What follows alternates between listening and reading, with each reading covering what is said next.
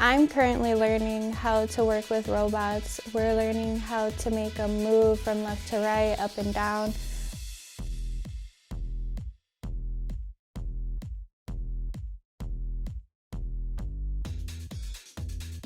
I plan to go to college for engineering. I'm not entirely sure for which one yet.